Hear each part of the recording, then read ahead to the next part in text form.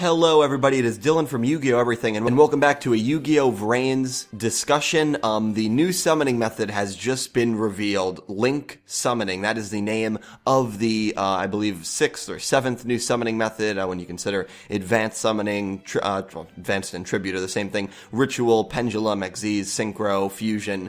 I believe it's the 7th, and I guess there's Dimension Summoning too. I mean, there's a bunch of different summoning, but this is the new big mechanic coming with Yugioh VRains, so I will get into it. I will leave all the links to all these sources down below.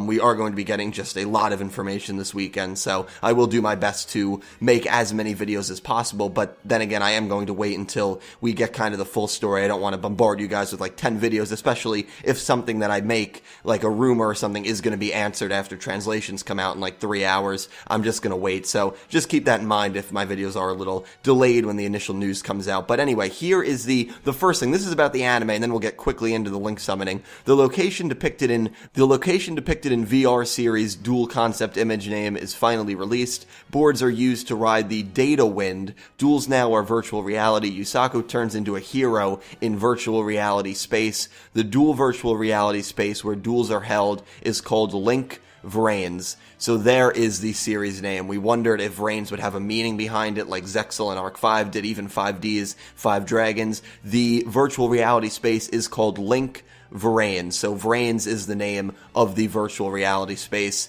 and that is why the show is called Yugioh VRains. But now we are going to get into something that I'm sure most people are very excited about, which is the new summoning mechanic, Link Summoning. I'm going to be doing a lot of reading, and this is where I love being doing videos like this, because as someone who only plays the card game on like Millennium Duels and Legacy of the Duelist, I don't really know what competitive players are going to think about this, so please, if you play the game, let me know what you think down below of the new summoning mechanic. So here it is, introducing the Link Summoning and changes to the dueling field. And first of all, here is the Code Talker. So here's the Code Talker's effects. And by the way, it's not confirmed on this, but I've heard from a few different people upon waking up, I just woke up about 20 minutes ago, that the Code Talker is going to be more of a Junk Warrior Elemental Hero Flame Wingman monster, not the official ace of Yusaku.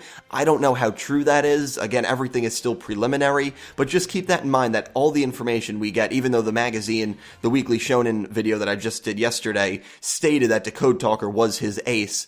But then again, some people consider duelists to have multiple ace, like Flame Wingman. You know, Judai's ace is clearly Neos, but Flame Wingman was still a vital part of his deck. So was Junk Warrior with Yusei. So just keep that in mind. But here he is. He's a Dark Cybers type Link effect monster.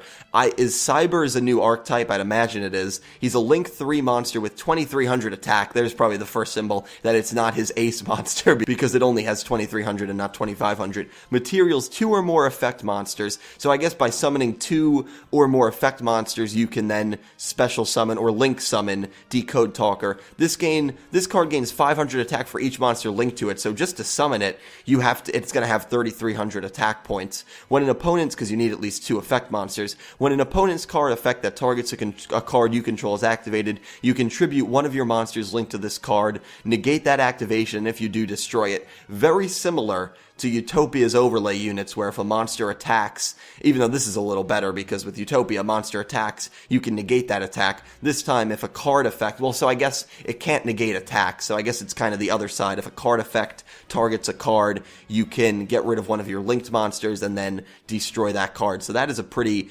interesting card right there in Decode Talker. Here are the further information on Link Summoning.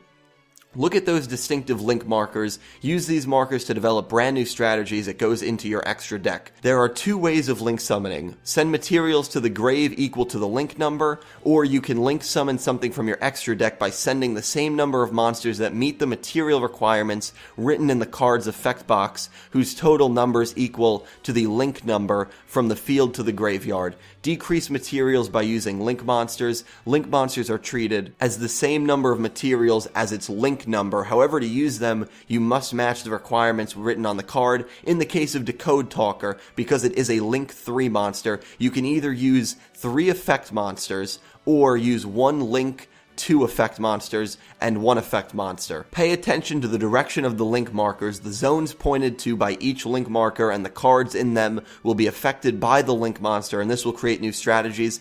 They have no defense. Link monsters have no defense points, and they have the special characteristic of being unable to change their battle positions or turning to defense positions by effect, so that is kind of interesting. Then again, I feel like defense is usually kind of not really relevant in the anime, but now that they're kind of bringing that to the real life game, I don't know how relevant defense is in the real game. I know when I play, I rarely, utilize defense monsters and stuff like that, but I guess for burn decks, for walls, they're kind of useful. But anyway, the newly created extra monster zones, you can only use one of them. When the duel begins, neither extra monster zone is considered to belong to a specific player. When a player special summons a monster to one of them, that zone then becomes treated as part of that player's field, and the other then becomes treated as the other player's field. The tactics of a duel will change drastically depending on who can grab an extra monster zone first. An extra deck monster can only be summoned to the extra deck monster zone, but if you summon a link monster to one of the extra deck monster zones first, you can utilize it to its max potential. Extra deck monsters like Fusion, Synchro, Xyz, and Link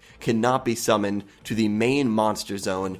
Beware. What has been the monster zone up until now is now the main monster zone. The pendulum zone is on the left and the right of the spell and trap zone. You can use it as a normal zone, but when you place pendulum cards there, it is treated as the pendulum zone. So here, the zones pointed at by the link markers can be used to bring out extra deck monsters. So it's all, to me, it's all very confusing. And I'll read one last thing, and there is a Q&A at the bottom that maybe the more people will want to read, and I'll link this all down below. Although extra deck monsters can only be summoned to the extra deck monster zone, normally if you have a link monster in the extra monster zone, the zones pointed out by their link markers can be used to summon extra deck monsters. So if you get a link summon out quickly, you can bring out Fusion, Synchro, and Xyz monsters in succession. Of course, you can summon another link monster in one of these zones, so if you play your cards right, you can fill your entire main monster zone with extra deck monsters. The new metagame will require careful consideration of where to place monsters.